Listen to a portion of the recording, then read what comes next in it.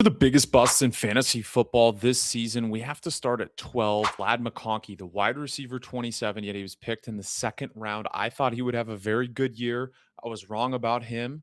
He was absolutely atrocious for half the games. In the other half, he looked like he showed flashes of what he could do. At 11, Saquon Barkley finishes the RB14. Everyone tried to tell me I was wrong about fading Saquon Barkley. It turned out I was right. Saquon Barkley was never going to have a great season after being the touch leader. 10, Joe Mixon. Joe Mixon didn't play, so we kind of knew he was a bust before the season. I told you guys to fade him. Everybody told you guys to fade him. He was never going to play. 9, James Conner. James Conner was a fade. It was easy as day, but if he had stayed healthy, he probably would have proved me wrong and played decent because the other running backs on that roster are so bad. And 8, Matthew Golden, who finishes the wide receiver 88. I was never in on him. I said fade Matthew Golden. I was a pro Jaden Higgins guy, and you could argue maybe I was wrong on that, though the last few weeks, Jaden Higgins looks really good.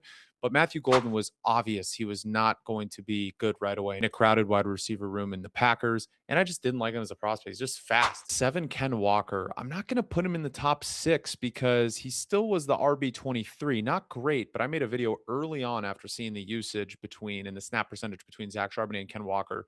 And I was like, okay, we know Ken Walker's going to be bad the rest of the year. Maybe no chance in the comments. You should have followed me for part 2.